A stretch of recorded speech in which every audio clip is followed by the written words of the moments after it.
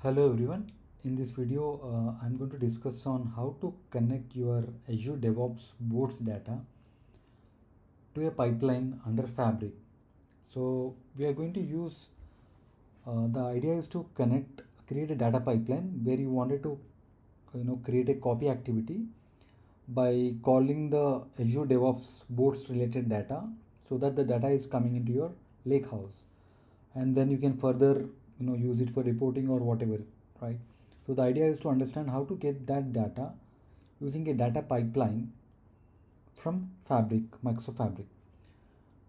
So, like, people, already we have an option to get the data under Power BI, right? If you look at Power BI desktop, so we already have an option to connect, to get the data using Azure DevOps. So there is a connector called DevOps. You can see Azure DevOps Boards only. So using this connector, we can get this Azure DevOps data. So for the people who do not understand what exactly is Azure DevOps, right? Uh, we have some project related data where we have items and epics, and we work on different sprints, right, according to our project. So this is basically a project which is under an organization called Microsoft Fabric 22. So here you can see there are 134 work items, and you can see more information on the board's data here. So this is the data that usually we work under a project. So people wanted to get this data and start their reporting. So usually we have an dedicated connector under Power BI where we can do that. But there was an ask from one of my community member where he was asking, right, has anyone achieved this outside of the connector? But he wanted to get the copy activity to pull the data into his lakehouse. So I was trying to look into this problem, and I found a solution. I thought, let me share with him. Okay, so for that I've used one option. Let me show you. I've used an option called OData. So there is another method where we can get the data using API, right? So we have an OData connector where in Power BI as well as in Fabric, right? So we can use that OData connector, and there is a standard link provided by Microsoft. The link is this one. So this is a standard link. The only things, the parameters that you need to be passing is organization and the project name. The rest of the link remains the same. So for example, if you kind of look at my current project, right? So this is the organization name. The organization name is Microsoft Fabric 22. So if you go to the home page, let me just show you. So you can see there are two organizations. One is Microsoft Fabric 22 and the other one is Power BI Santosh 22. So these are the two organizations. Under organization, we can see the different project names. So we have a Smart Hotel 360 and a eShop Web. The two projects. So let me say, for example, we wanted to get the data from Smart Hotel 360. This is one of the project. So what we can do is we can go back to this link, that we can replace this parameter 1 organization with Microsoft Fabric 22, right? And we can change this project name to Smart Hotel 360. So once this link is ready, you can go back to your Power BI, right? So you wanted to go to Data Factory, right, which is one of the Microsoft Fabric experience. Click on Data Pipeline. Okay, let me give it a name, Demo Pipeline, right, and create. So here you have an option to connect to various data sources, right? So let's say I wanted to click on copy data assistant. Let me just click on this so that I can get an option so that I can choose my data source. So you can double check you do not already have DevOps connectors, right? Just like we have it in Power BI, we don't have any such connectors. So that's where we rely on a standard connector called OData. So this is already a OData connector where you need to paste this link, the link that we just created, right? Just populated parameters, these two parameters, organization name and the project name, right? So let me just go back and just paste that URL here, right? So it will ask for a connection, right? So what you have to do is you have to create a new connection, right? And select a basic authentication, and the username would be let me say me@santoshpotnak.com. So this is my username which I'm using to connect to this particular Azure DevOps Boards, as well as my Power BI, right? Same user name. But the password, right? The password, I've gone ahead and I've done one more thing here to get the password.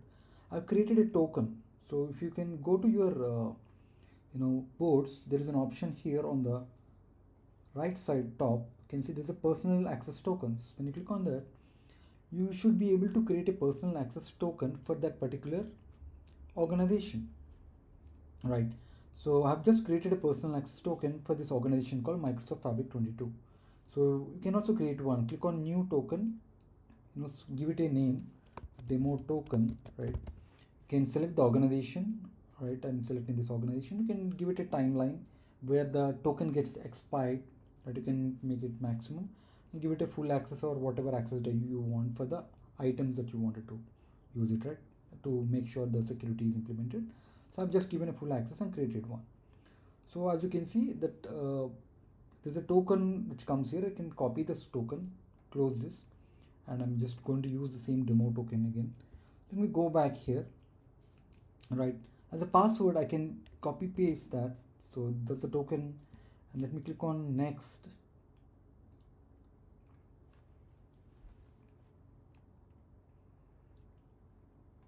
As you can see, there's a connection just got established, and you will be seeing the tables loading here. Just wait for a minute.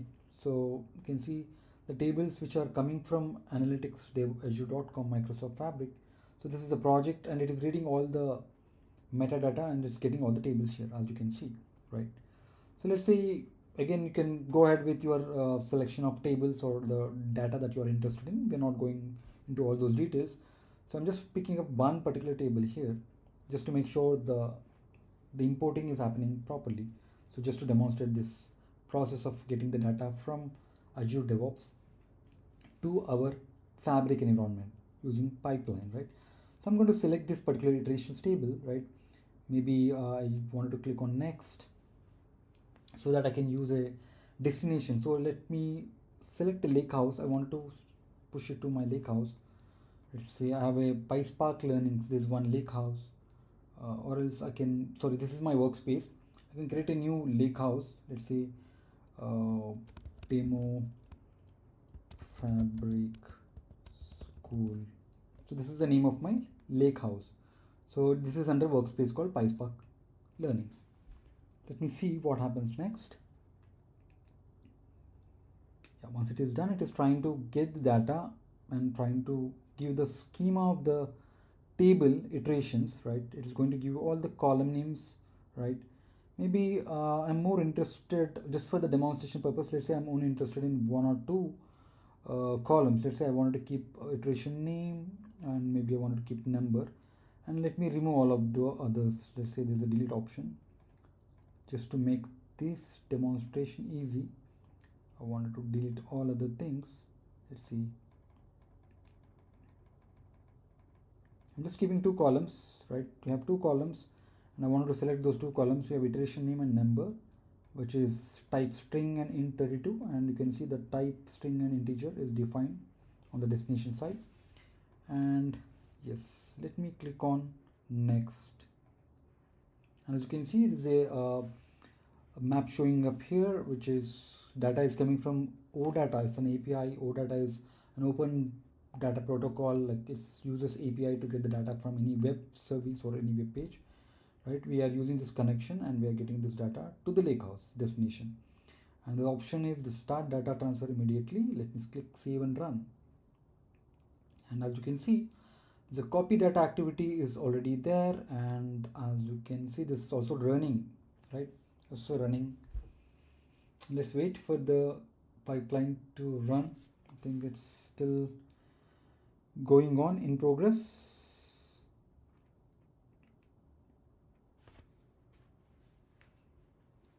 It's taking a while. I think it's getting all the data required. Although we have only two columns.